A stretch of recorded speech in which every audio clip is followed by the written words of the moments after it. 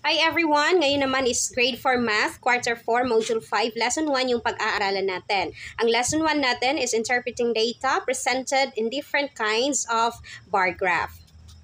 Ang nakaraang lesson natin is pinag-aralan natin kung paano mag-organize ng data in a tabular form at i-present natin siya in a single or double horizontal or vertical bar graph.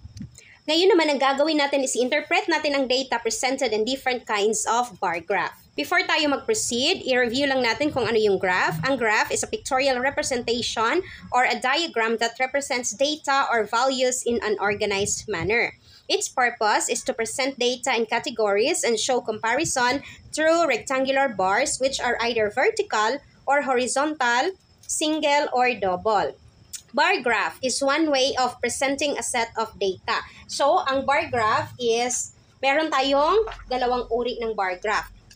Meron tayong vertical bar graph. So, ito yung ating vertical bar graph. Of course, ang graph natin dapat may title sa taas. Sa vertical bar graph, tinatawag siyang vertical bar graph kasi vertical ang kanyang linya or ang kanyang graph. And then, ito yung ating vertical axis at ito yung ating horizontal axis. Meron din tayong horizontal bar graph. Of course, title ng iyong graph. And then, ganito ang horizontal bar graph. So, naka-horizontal ang kanyang linya.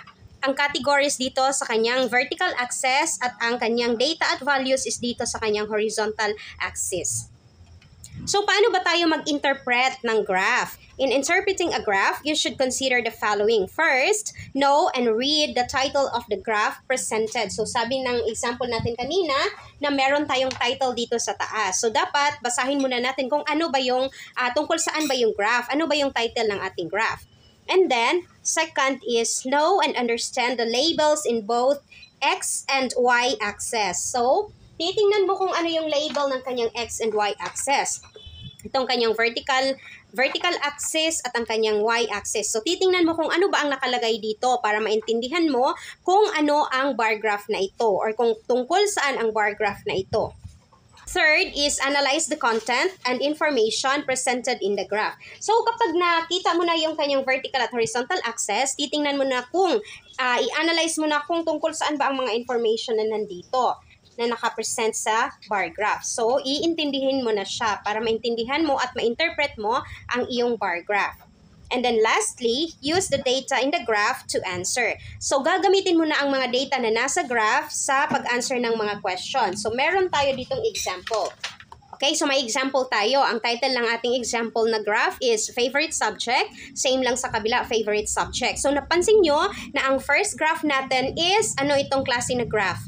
Vertical bar graph. Kasi vertical ang ating linya dito. Sa kabila naman, tinatawag natin itong horizontal bar graph kasi naka-horizontal ang kanyang graph. So, same lang sila ng data. Sa kanyang vertical axis, ang number of pupils dito nakalagay. Sa kanyang horizontal axis naman, ang nakalagay is subjects. Sa horizontal bar graph, tingnan nyo ang nakalagay. Sa kanyang vertical axis, ang nakalagay is subjects. So, nagpalit sila. And then dito sa baba, sa kanyang horizontal axis, ang nakalagay is number of pupils. So, yan ang tatandaan nyo. Ngayon, pag-aaralan natin ang dalawang bar graph na ito sa pamamagitan ng pagsagot ng mga questions natin. So, meron tayong question number 1.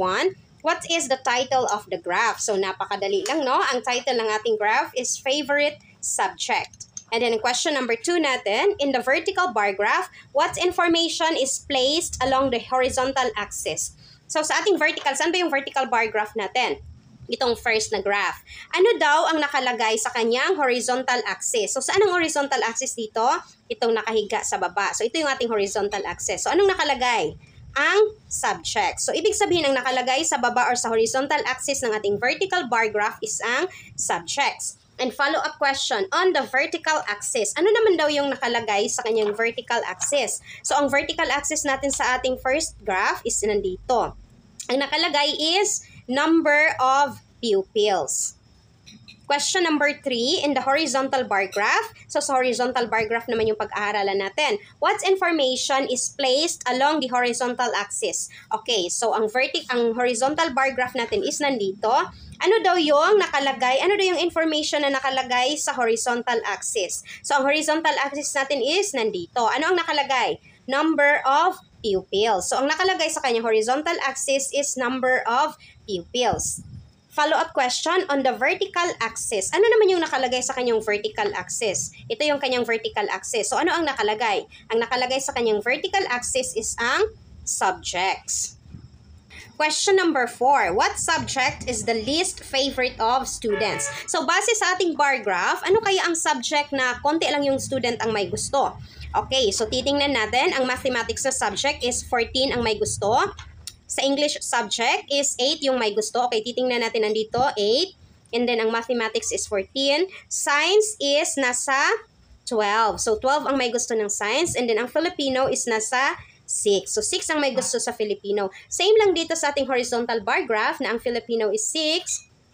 Ang science is 12. And then, ang English is 8. And then, ang mathematics is 14. So, ano yung subject na may maliit lang na student na may gusto sa kanya? Ang Filipino. Dahil 6 na students lang ang may gusto sa Filipino. So, that's why ang Filipino lang yung least favorite ng students.